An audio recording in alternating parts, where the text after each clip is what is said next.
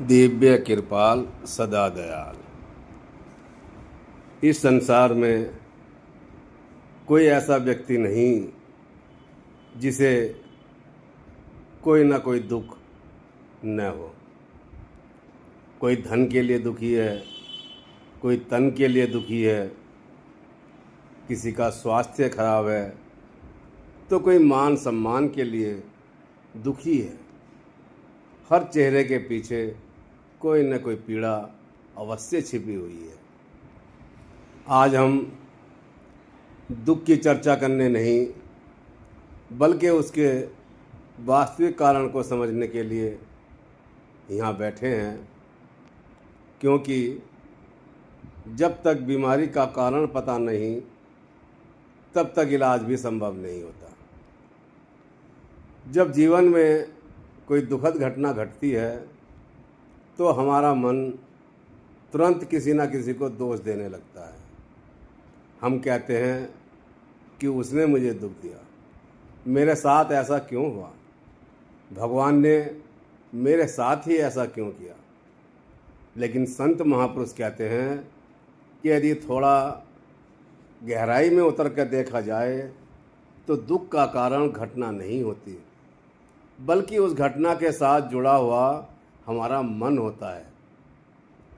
अब एक ही बारिश किसी किसान के लिए खुशी लेकर आती है और किसी यात्री के लिए परेशानी। बारिश तो एक ही है, फिर सुख और दुख अलग अलग क्यों हैं? क्योंकि घटना नहीं, मन की स्थिति सुख और दुख तय करती है। जब बच्चा छोटा होता है तो मिट्टी का खिलौना टूटने पर रो पड़ता है। उसे लगता है कि उसका सब कुछ खत्म हो गया, लेकिन बड़े होने पर वही खिलौना उसके लिए कोई महत्व नहीं रखता। इसका अर्थ है कि दुख वस्तु में नहीं था, बल्कि उसकी पकड़ में था। और यही बात आज भी हमारे जीवन में लागू होती है। बस खिलौने बदल गए हैं। बचपन में खिलौनों से मोह था, आज धन, प्रतिष्ठा, रिश्तों और इच्छाओं में मोह है। और जहाँ मोह है वहाँ दुख का बीज पहले से मौजूद है। कल्पना कीजिए कि आप अपनी मुट्ठी में रेत भर लें। जितनी ज़ोर से उसे आप पकड़ेंगे उतनी ही तेज़ी से वह बाहर निकलती जाएगी। लेकिन यदि हथेली को खुला रखेंगे तो रेत सहज रूप से ठहर जाएगी। ये जीवन भी ऐसा ही है, जिसे हम बहुत कसकर पकड़ना चाहते हैं, वही एक दिन हाथ से निकल जाता है और फिर हम टूट जाते हैं। क्यों? क्योंकि हमने उसे परमात्मा की देन नहीं, अपनी संपत्ति समझ लिया था। संत महापुरुष कहते हैं, जिसे तुम अपना समझते हो वही दुख का कारण बनता है। क्योंकि संसार में कुछ भी हमारा नहीं है। हम खाली हाथ आए थे और खाली हाथ ही जाएंगे। फिर भी मन हर चीज़ पर मेरा लिखना चाहता है। मेरा परिवार, मेरा घर, मेरा पद, मेरी पहचान, और यही मेरा एक दिन दर्द बन जाता है। दुख का दूसरा बड़ा कारण है अपेक्षा।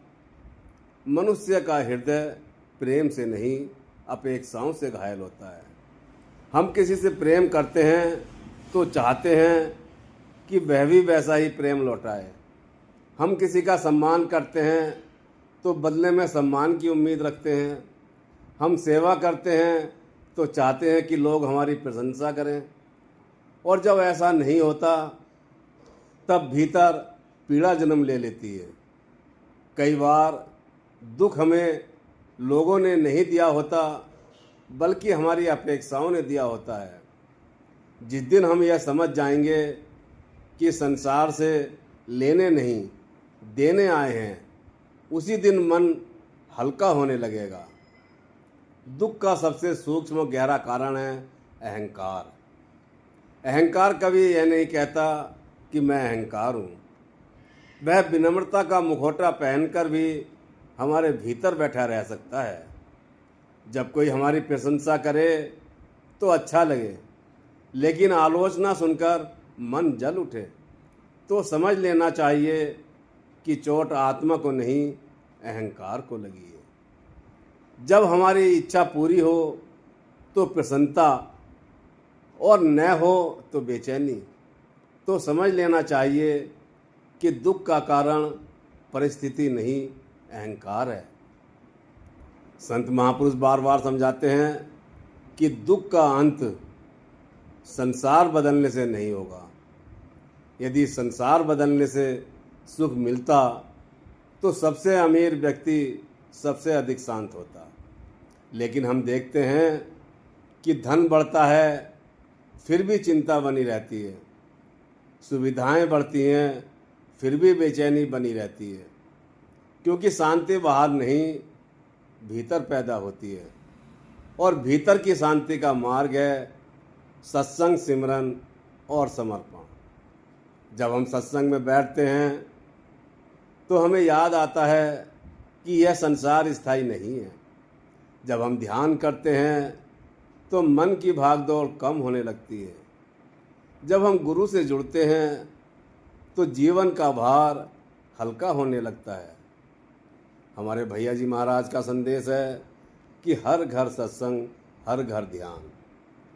वास्तव में दुख से मुक्ति का यही एक सूत्र है, क्योंकि जहाँ सत्संग है वहाँ सही दृष्टि है, जहाँ ध्यान है वहाँ आंतरिक शांति है, जहाँ गुरु का सहारा है वहाँ जीवन की सबसे बड़ी कठिनाई भी छोटी लगने लगती है।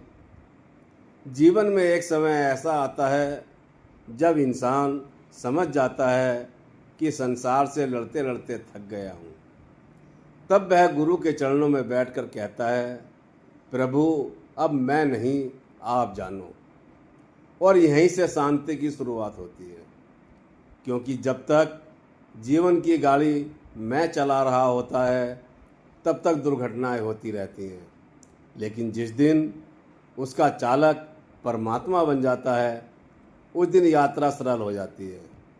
यदि आज हमारे जीवन में कोई दुख है, कोई पीड़ा है, कोई चिंता है, तो उससे भागिए मत, उससे सीखिए, क्योंकि हर दुख एक संदेश लेकर आता है। वह कहता है, तुमने संसार को पकड़ रखा है, अब परमात्मा को पकड़ो। तुमने लोगों से उम्मीद लगा रखी है, अब गुरु पर भरोसा करो। तुम बाहर खोज रहे हो जबकि खजाना भीतर है। आइए एक प्रार्थना करें। हे सद्गुरु दयालु, जब सुख मिले तो हमें आपको भूलने न देना, जब दुख मिले तो हमें आपसे दूर न होने देना। हमारी आसक्तियों को भक्ति में बदल दो, हमारी अपेक्षाओं को सेवा में बदल दो, हमारे अहंकार को विनम्रता में बदल दो, और हमें अपने चरणों का ऐसा प्रेम दे दो कि संसार के दुख भी हमें आपकी ओर ले जाने वाले पुल बन जाएं।